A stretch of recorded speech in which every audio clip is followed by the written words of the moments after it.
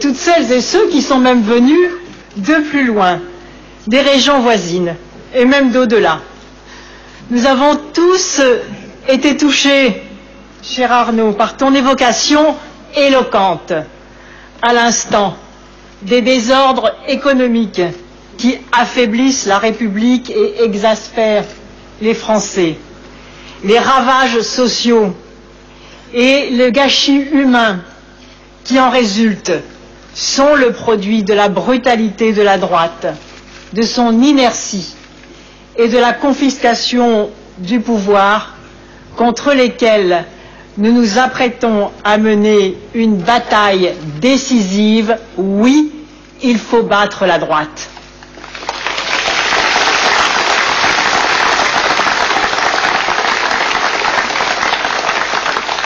Il faut la battre, non pas pour nous, mais pour redresser le pays et donner à chacun et à chacune le droit de construire dignement sa vie, de construire le bonheur des siens et la transmission à ses enfants, à la génération suivante, des valeurs et des moyens qui permettront à son tour à cette nouvelle génération de transmettre à la suivante. C'est cela le fond même de la raison de l'action politique. Et nous croyons, nous socialistes, que pour repartir vers le haut, la France a besoin de tous ses talents, de toutes ses énergies. Nous croyons qu'il est temps de partager avec les citoyens les décisions qui engagent leur avenir. Et c'est bien deux visions de la France et deux conceptions opposées de l'exercice du pouvoir qui seront, dans 8 mois, l'enjeu de l'élection présidentielle. Et c'est de cela que je voudrais vous parler. Mais permettez-moi d'abord de vous dire combien je suis heureuse de prendre part à ce moment d'amitié et de fraternité qui sont les retrouvailles annuelles de Frangy. Dans cette ambiance chaleureuse où se mêlent les Bressans et ceux venus de plus loin, militants socialistes, sympathisants socialistes, membres des comités locaux Désir d'avenir, hommes et femmes de gauche, mais aussi, je le sais, des citoyens qui n'ont pas encore fait leur choix et qui parfois ne savent pas, puisqu'on dit qu'un certain nombre de Français ne savent pas s'ils sont à droite ou à gauche, et donc ils observent, ils regardent. Mais tous, si vous êtes là, je crois, c'est parce que vous pensez qu'une autre France est possible. Une autre France que celle du déclin, des inégalités et du gaspillage des talents. Et je vous le dis ici à Frangy, oui, cette autre France, elle est possible.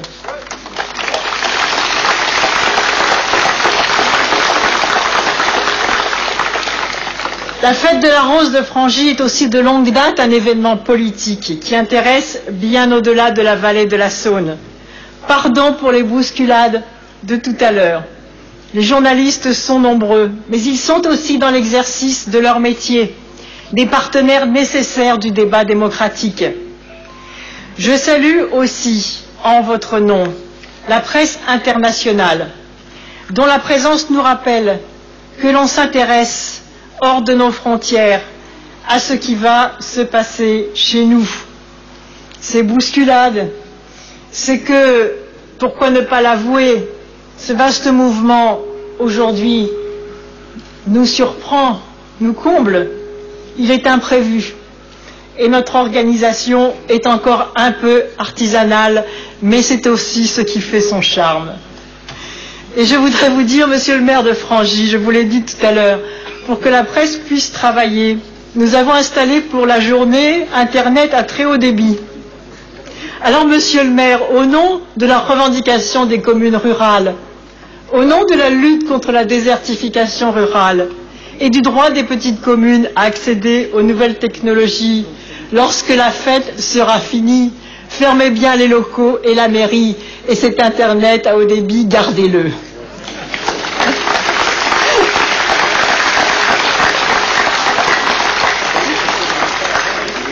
Et ce que je ressens ici, à l'instant où je vous parle, c'est que la campagne qui s'annonce, qui n'est pourtant pas encore démarrée, cette campagne, vous la voulez belle, ardente et portée par un désir d'avenir.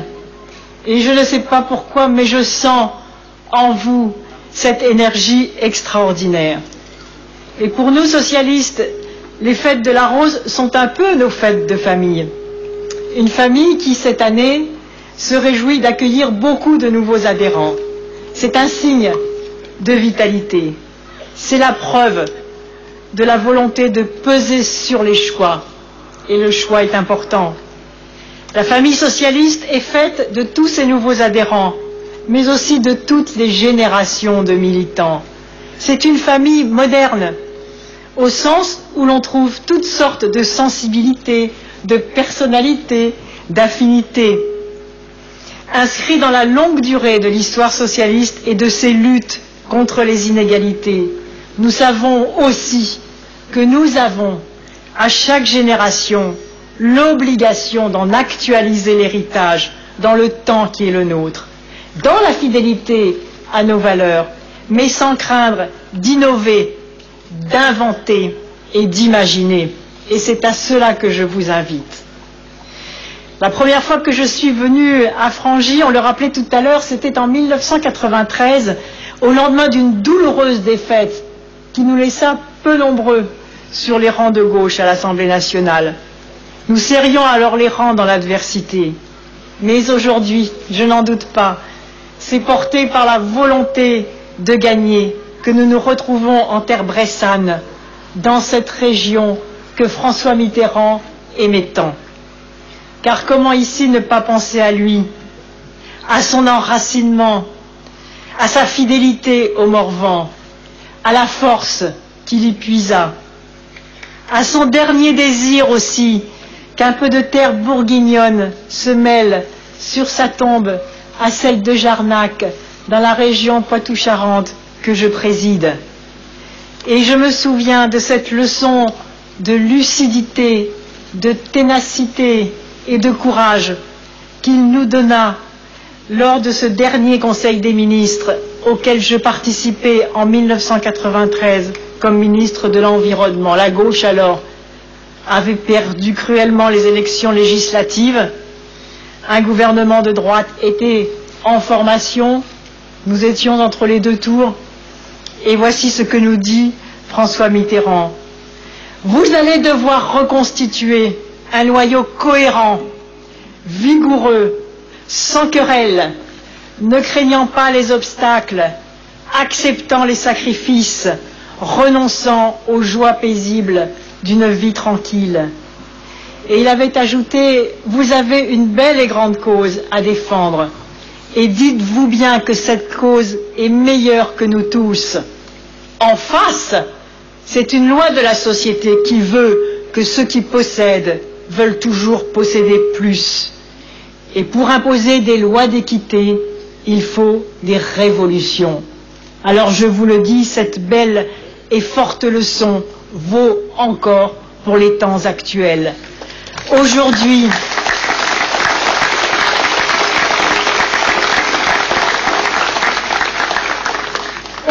encore, j'en tire ma force avec vous, comme j'y ai puisé l'énergie des batailles électorales que nous avons conduites. Je revendique ici cette lignée mitterrandienne et j'en suis fière. Et je suis heureuse d'avoir à Frangy l'occasion de vous dire combien pour moi cet héritage compte, mais aussi ma manière de le revisiter, de l'actualiser à la lumière de ce qui depuis 1993 a changé dans notre pays et dans notre monde. Et comme souvent, les paroles de François Mitterrand allaient droit à l'essentiel. Et ce que nous devons retenir ensemble, d'abord, c'est le devoir d'unité. Sans elle, rien n'est possible.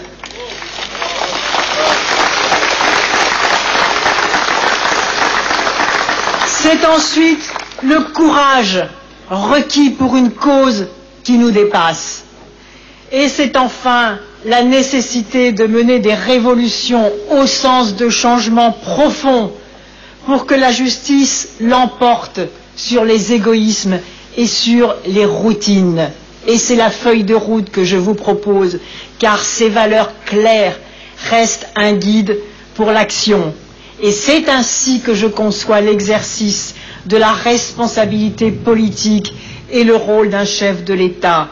Et pour mener la bataille de l'avenir, nous avons le devoir d'assurer l'unité des socialistes et le rassemblement de la gauche dans le respect de cette diversité.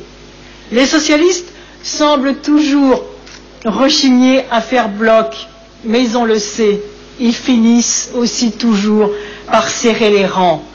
C'est pourquoi je crois qu'il faut prendre avec philosophie les débats qui nous animent, car au fond, ce qui nous rassemble est bien plus fort que ce qui nous sépare sur tel et tel sujet.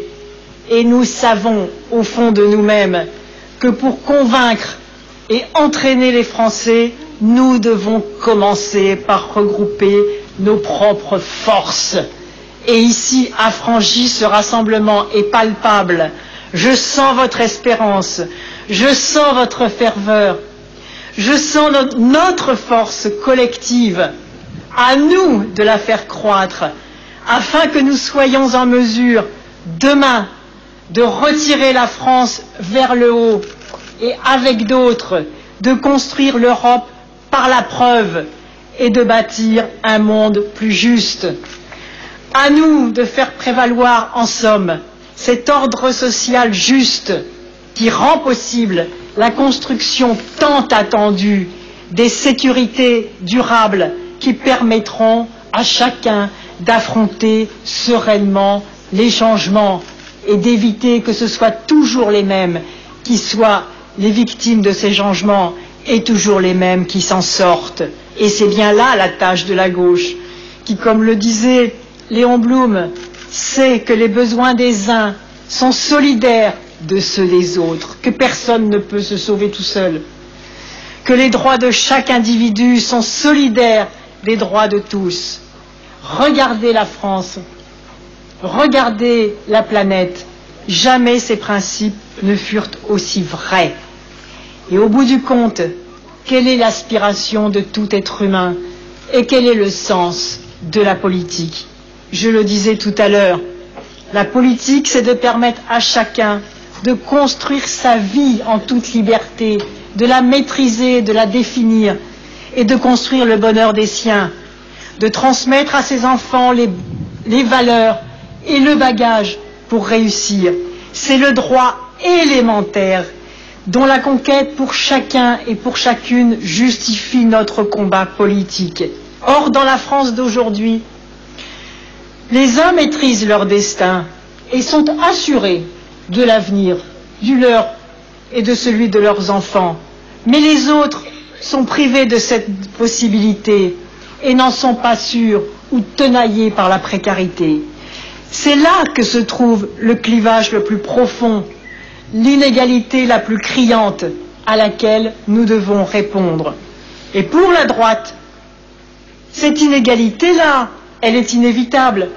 Pourquoi? Parce qu'elle résulte d'un mécanisme quasi naturel de sélection, économiquement justifié, qui trie les gagnants et les perdants, avec quelques exceptions qui font illusion, et qui assurerait ce tri, le dynamisme de la société.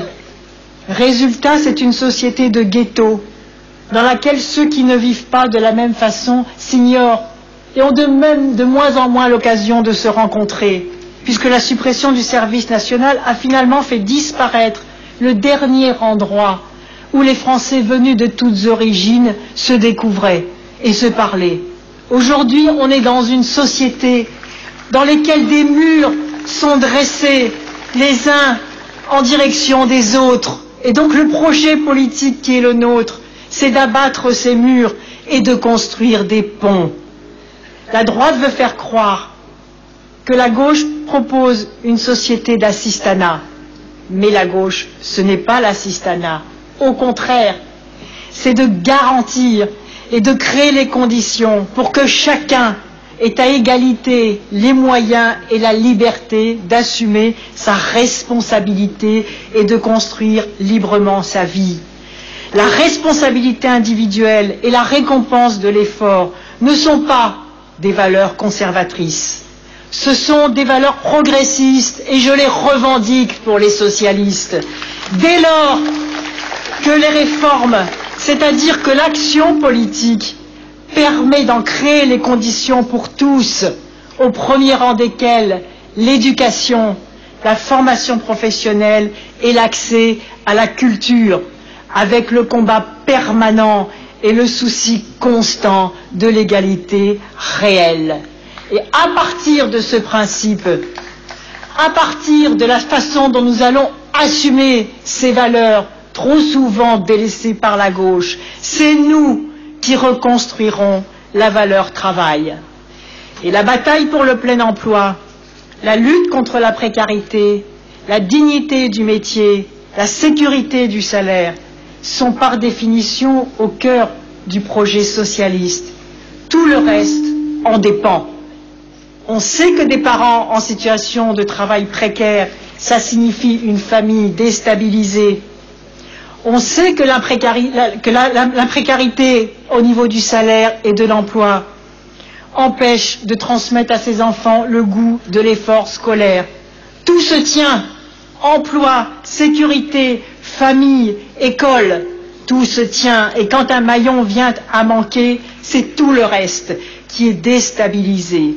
Et la conviction profonde que nous portons, c'est que ce sont des salariés bien formés, respectés, bien payés, sécurisés, qui ont la dignité du métier et la sécurité du salaire, qui créent la motivation et donc l'efficacité économique et certainement pas l'inverse. C'est cela la défense de la valeur travail.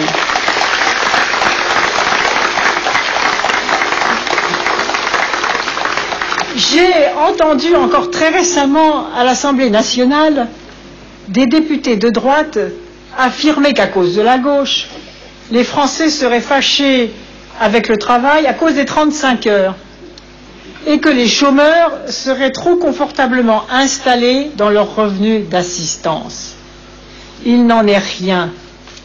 Et je voudrais rappeler ici à quel point c'est la droite et les forces libérales qui détruisent la valeur du travail. Car enfin, qui licencie pour doper le cours en bourse des actions? C'est la droite. Qui réduit la compétitivité à l'écrasement des salaires et qui réclame un SMIC au rabais? C'est la droite.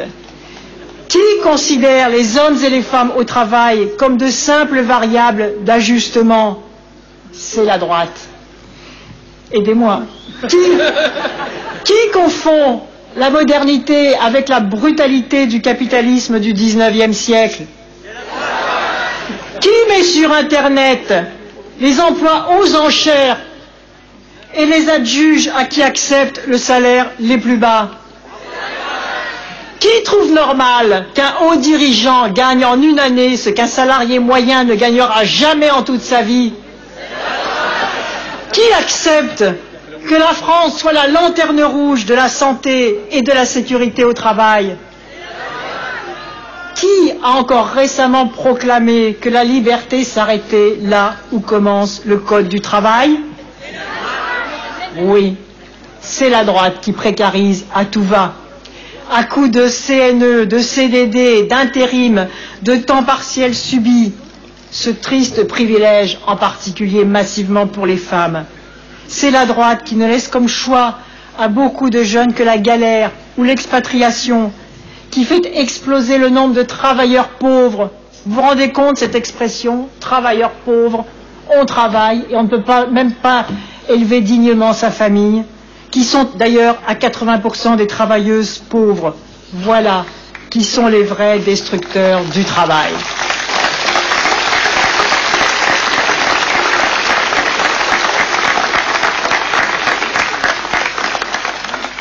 Car ne nous y trompons pas, les Français ne sont pas du tout fâchés avec la valeur du travail, mais ils sont profondément insatisfaits des conditions dans lesquelles ils travaillent. Le manque de dialogue, l'impression de compter pour pas grand-chose, tout en devant donner beaucoup, ruine souvent la motivation.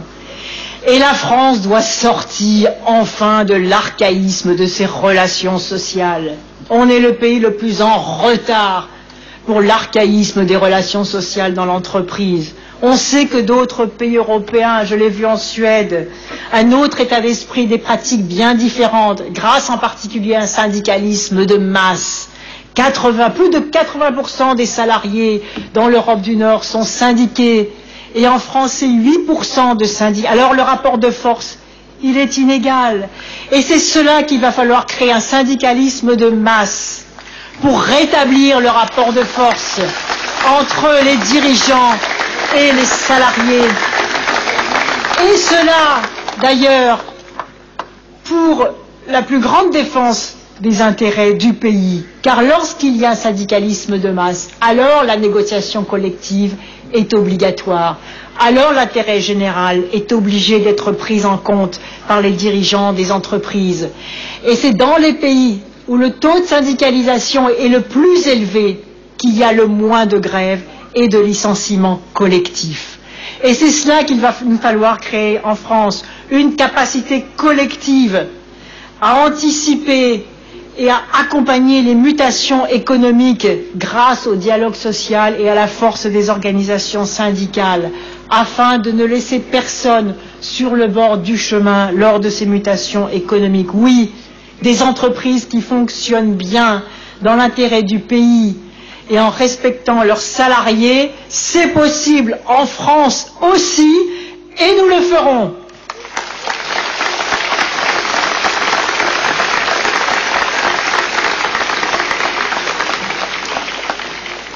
Les Français ne veulent plus de cette société du précariat et de l'insécurité sociale. Et ils en ont assez de devoir s'endetter pour boucler leur fin de mois, même lorsqu'ils travaillent. Ils refusent que l'État, garant du pacte social, manque à ses devoirs de protection. Ils s'inquiètent que l'avenir de leurs enfants soit incertain. Et quand le lien social se délite, c'est la nation qui se fragilise. La France ne veut plus de l'arrogance de gouvernement et du règne de l'argent roi. Et je veux, avec vous, la construire, cette République du respect tant attendue, celle de l'égalité de traitement, pas des passe-droits et des privilèges, celle d'un État qui fonctionne bien, efficace, adapté aux risques d'aujourd'hui, qui conduira de vraies réformes parce qu'elles seront justes et élaborées démocratiquement. Il nous faudra également faire en sorte que l'Europe se relève. Quels qu'aient été nos votes lors du référendum sur le traité constitutionnel, nos raisons s'agissant de l'Europe étaient voisines. Nous voulions les uns et les autres une Europe plus concrète, plus protectrice, plus citoyenne, plus sociale et plus politique. Et de l'Europe que nous voulons à l'Europe telle qu'elle est, nous mesurons le travail qui reste à faire, nous mesurons la distance, mais justement c'est le rôle de l'idéal que d'aider à transformer le réel. Et la France a besoin d'une Europe qui pèse dans la mondialisation. Et si la France est présidée à gauche, notre tâche sera de s'impliquer activement pour la relance d'une Europe qui favorise la croissance et l'emploi, qui soit capable de se doter, avec les pays volontaires, d'une véritable politique étrangère. On en mesure ces jours-ci la faiblesse, de disposer d'un budget qui permette réellement de préparer l'avenir. Notre horizon, c'est l'Europe sociale, l'Europe politique et l'Europe de l'environnement. Bien sûr, il n'est pas question pour les socialistes de proposer à nouveau la ratification d'un traité constitutionnel que le peuple a rejeté. Notre projet prévoit de proposer l'élaboration d'un texte court visant à mieux organiser, démocratiser et responsabiliser les instances européennes. Il devra bien sûr, une fois négocié, être soumis à l'approbation du peuple. Mais je vous le dis, parce que telle est ma conviction, c'est d'abord par la preuve concrète de son utilité que nous ferons avancer l'Europe. Et je vois pour ma part deux chantiers majeurs. D'abord construire l'Europe de l'environnement et l'Europe de la recherche. On l'a vu encore cet été avec les dérèglements climatiques. Comment accepter encore une fois que l'Europe ne respecte pas ses obligations inscrites dans le protocole de Kyoto? Comment ne pas voir que c'est en unissant nos énergies et nos forces que nous pourrons préparer, et le plus rapidement possible, l'après-pétrole, en développant puissamment les énergies renouvelables, ce qui, au passage, va favoriser le pouvoir d'achat des Français lorsque l'on voit le coût de l'énergie. Comment ne pas voir que nous, tous, pays européens, nous sommes confrontés aux mêmes problèmes de santé, liés d'ailleurs à la dégradation de l'environnement? Comment ne pas voir les crises sur la sécurité alimentaire, la crise avicole? Comment ne pas voir les problèmes de santé liés à la dégradation de la qualité de l'alimentation? Comment tolérer que dans nos pays développés, une femme sur 10 soit désormais frappée par le cancer du sein? Et nous n'aurions pas la capacité, avec nos équipes de chercheurs et de médecins, de mettre en commun nos moyens pour faire reculer la dégradation de l'environnement, pour faire reculer ces maladies qui, on le sait, sont directement liées à la présence de pesticides dans l'alimentation. Mais si nous en avons la possibilité, et c'est cela que les citoyens d'Europe attendent de leurs dirigeants, des réponses concrètes, opérationnelles à des problèmes qui sont là et que nous avons la responsabilité de traiter pour les générations futures. Personne ne pourra dire que l'on ne savait pas. Lorsque dans 50 ans éclateront des guerres pour la maîtrise de l'accès à l'eau potable, on le sait, si rien n'est fait, si le réchauffement de la planète continue, alors que nous avons les intelligences techniques et en termes de recherche pour combattre ces problèmes, pour changer nos comportements citoyens, pour produire autrement, pour habiter autrement, pour se déplacer autrement et pour faire en sorte qu'à ce formidable défi auquel nous avons à répondre, et nous avons une responsabilité à l'échelle de la planète, puisque c'est nous qui avons les laboratoires de recherche en Europe. Et on le sait bien, le réchauffement de la planète creuse encore les écarts, puisque les pays qui souffrent déjà de la chaleur et de la sécheresse vont souffrir encore davantage. Et donc, si l'on n'y prend pas garde, là aussi, on le voit bien, c'est aux problèmes d'environnement que sont liés demain les problèmes de la sécurité du monde. Alors l'Europe, elle doit répondre à cela, et à cela, nous y répondrons.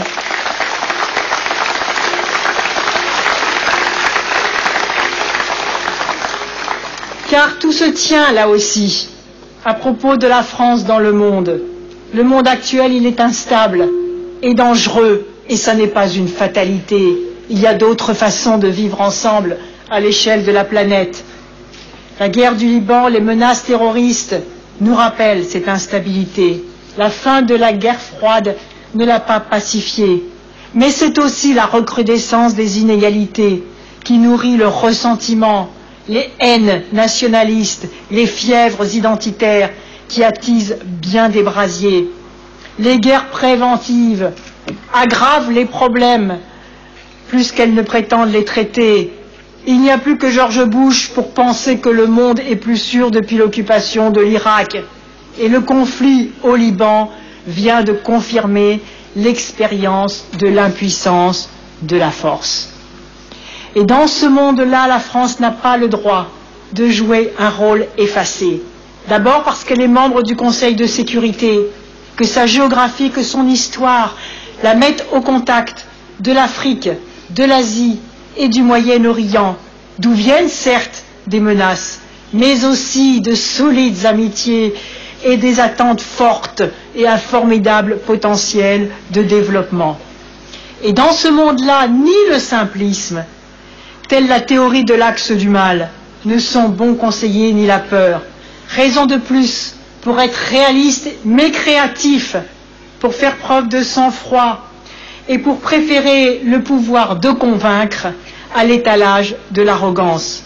Regardons où sont les chances de notre pays, quels droits bafoués nous pouvons utilement défendre, quelle contribution efficace nous pouvons apporter à la résolution de certains conflits.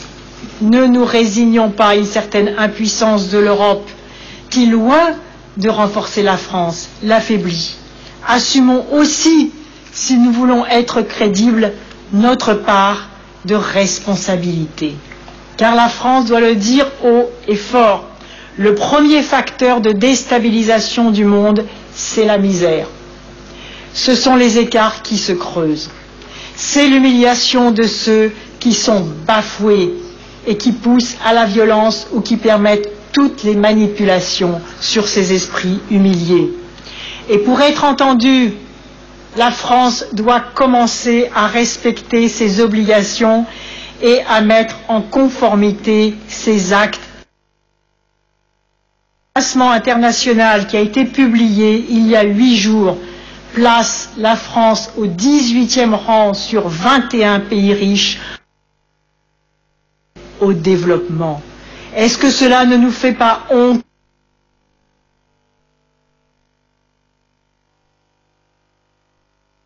Contre les corruptions et contre le détournement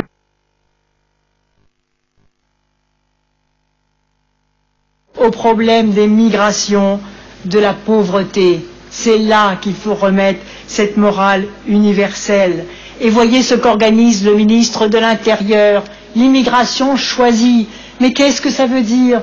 On irait piller la matière grise de ces pays après avoir pillé pendant des années et des années leur matière première en tant que pays colonisé.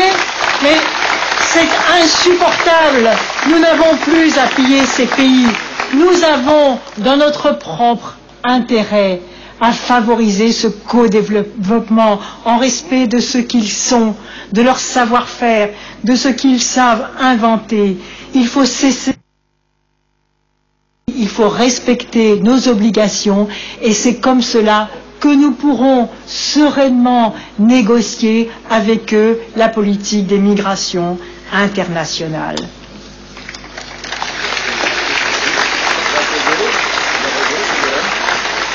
Enfin, pour réaliser tout cela, vous en rendez bien compte, il faudra accomplir une révolution démocratique et mettre en place une nouvelle République.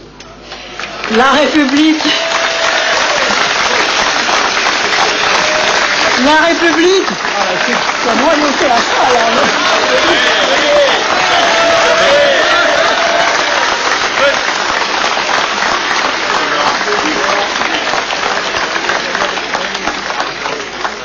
La République fonctionne mal, c'est évident.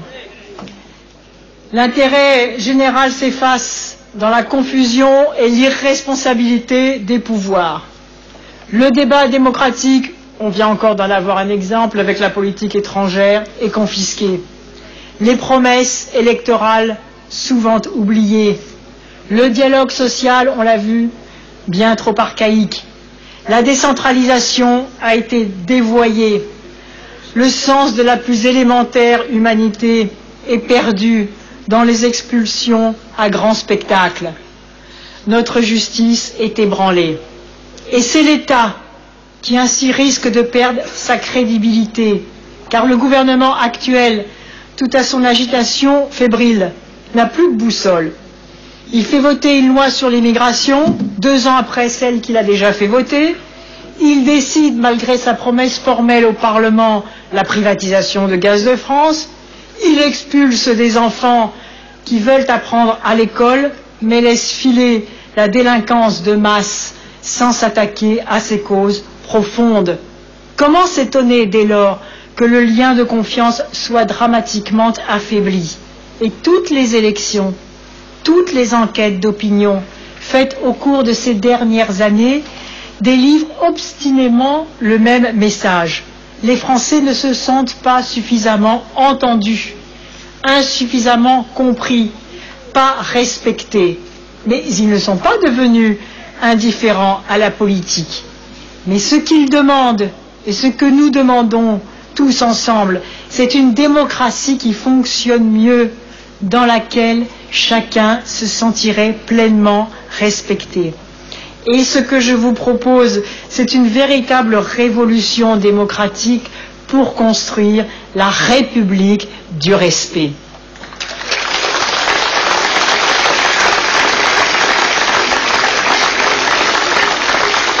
projet des socialistes propose aux Français une nouvelle République qui s'appuie à la fois sur une démocratie représentative avec un meilleur fonctionnement du Parlement et sur une démocratie participative qui donne plus souvent la parole aux citoyens. La démocratie représentative doit être améliorée par une représentation des Françaises et des Français dans leur diversité, de leur origine sociale et géographique, par le respect de la parité, par le non-cumul des mandats.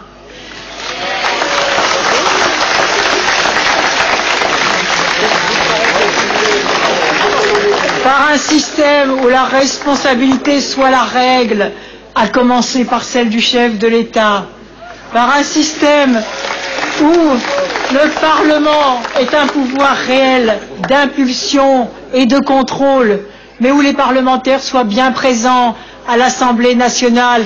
Et c'est pour ça qu'il faut le non-cumul des mandats.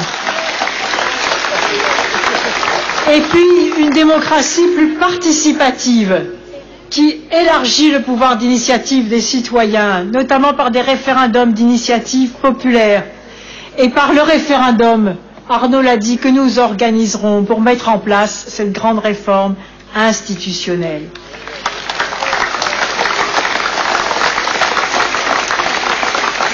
Moi, je crois aux citoyens experts. Certains s'en sont moqués, mais je pense que chacun d'entre nous est le mieux à même, chacun d'entre vous, chacune, est le mieux à même de savoir quelles sont ses attentes, ses problèmes, ses espérances.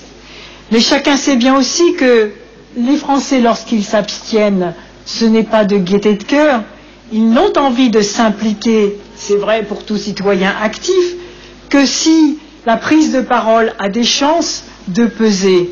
C'est cela la démocratie participative. Écouter pour agir juste et rendre des comptes et construire ensemble. Et plus les gens seront associés, plus les réformes seront solides et plus nous pourrons ainsi tenir le cap.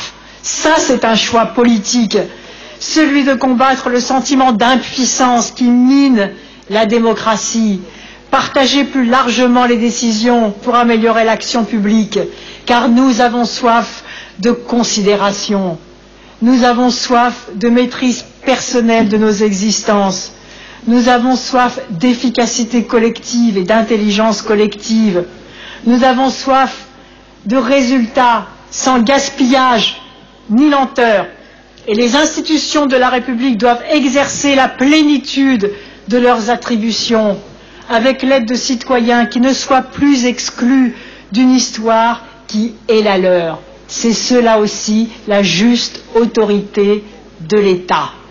Et ce que je vous propose, ce n'est pas une politique au rabais, une sorte de gouvernance aseptisée, réduite à la simple gestion à la marge du désordre des choses. Non, c'est de mieux partager l'exercice du pouvoir pour que la France saisisse toutes ses chances en assumant cette passion de l'égalité qui est la sienne.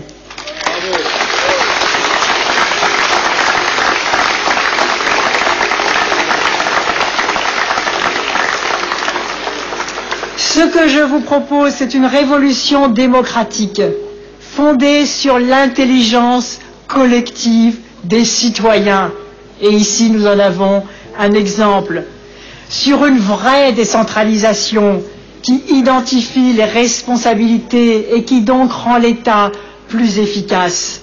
Oh, décentralisation, le mot a été bien usé et bien galvaudé, mais nous le réhabiliterons en parlant de l'intelligence des territoires. Et en troisième lieu, sur une démocratie sociale dans l'entreprise qui permette, je l'ai dit, de moderniser enfin les relations sociales. En somme, tout est clair.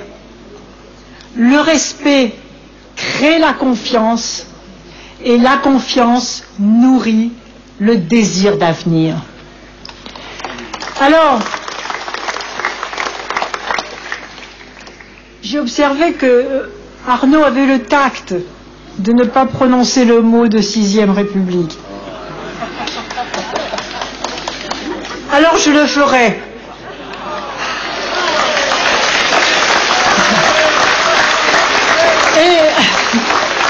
dirais, est-ce que cette réforme démocratique profonde est absolument indispensable pour mener les réformes durables et pour atteindre les objectifs dont je vous ai parlé? Est-ce que cette réforme va conduire à une 6e République? Ce que je vous propose, c'est d'y répondre avec le principe de respect que j'évoquais à l'instant, et celui de politique par la preuve. C'est-à-dire, faisons d'abord les choses et nommons-les ensuite. Et quand nous aurons accompli ces réformes institutionnelles et cette révolution démocratique, lorsque nous aurons tenu parole, alors nous saurons si oui ou non nous avons su créer une 6e République. Et je vous donne rendez-vous, car pour savoir si nous y avons réussi. Car ce qui est important, c'est une conception exigeante de la responsabilité de la fonction politique et une manière plus transparente, plus simple, plus directe d'exercer le pouvoir. Et le rôle d'un chef de l'État bien entouré, c'est de fixer un cap et de veiller à ce qu'il soit tenu. J'entends dire ça et là qu'il faudrait pour diriger la France une expérience que très peu possèdent ici-bas. C'est vrai, c'est important, l'expérience, mais cela ne suffit pas. Je sais surtout que ce qui compte, c'est la capacité à mobiliser l'expérience politique de toutes les volontés et de tous les talents d'un pays qui puise sa force dans sa diversité et de toutes celles et tous ceux qui veulent tout simplement que ça change.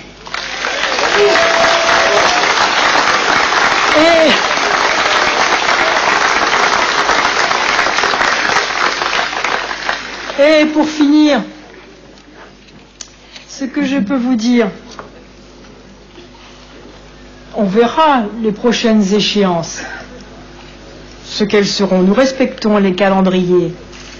Mais à vous voir si nombreux rassemblés, je me sens la possibilité de vous dire un certain nombre de choses. Si je suis en situation, la promesse que je peux vous faire, c'est que la valeur travail sera reconstruite et avec elle, car tout se tient, la famille consolidée et l'égalité éducative mieux assurée à l'école. Si je suis en situation, nous pourrons dire à tous les enfants de ce pays qu'il faut travailler dur parce que l'effort sera récompensé. Et nous pourrons le faire parce que le pacte social sera assuré. Alors aujourd'hui, quand un enfant, quand un jeune a travaillé dur, qu'il a réussi ses diplômes, son baccalauréat et même des diplômes d'enseignement supérieur, et qu'il est au chômage, et notamment dans les quartiers populaires, le pacte social est rompu. Quand un jeune a fait des efforts et qu'on lui propose le CPE, c'est-à-dire le seul droit d'être licencié sans motif pendant 2 ans, le pacte social est rompu. Quand les filles à l'embauche, avec un diplôme égal à celui des garçons, se voient proposer un salaire inférieur de 30 à 40% à celui de leur ami parce qu'il est un garçon, le pacte social est rompu. Et je vous dis ici, si je suis en situation, le pacte social sera tenu parce que c'est la condition de la crédibilité de la parole politique et plus généralement de la parole des adultes à l'égard des jeunes générations.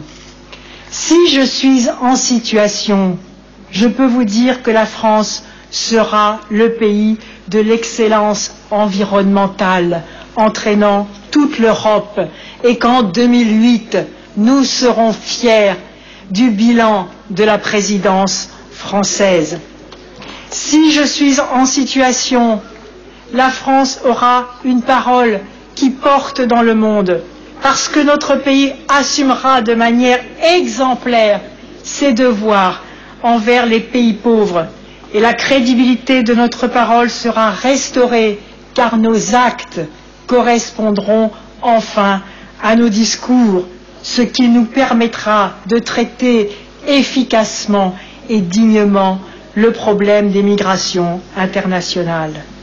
Si je suis en situation, je dis à tous les jeunes de notre pays, et en particulier à ceux auxquels la société ferme aujourd'hui ses portes, que demain la France leur ouvrira ses bras, car elle a besoin de toutes les forces de la jeunesse et que toutes les formes de talent seront reconnues.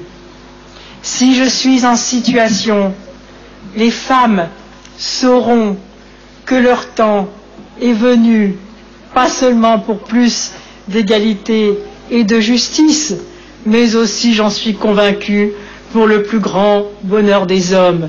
Et ils sont de plus en plus nombreux à s'en rendre compte.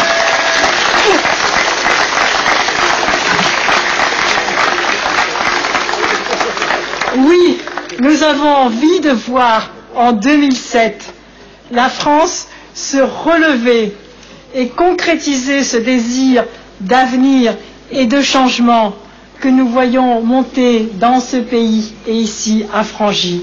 C'est même un devoir, une obligation morale de gagner, puis de faire réussir la France. Pas pour nous, mais pour elle. Parce que d'abord notre pays aura du mal à résister longtemps à la spirale descendante et à la brutalité sociale dans lesquelles la droite l'entraîne depuis bientôt 5 ans. Notre responsabilité aussi, c'est de tirer la campagne électorale vers le haut, de poser les vrais débats, de respecter les électeurs en méritant leur confiance. Cette victoire, cette réussite, nous devons patiemment les construire, car rien n'est gagné d'avance. La bataille sera rude, mais exaltante.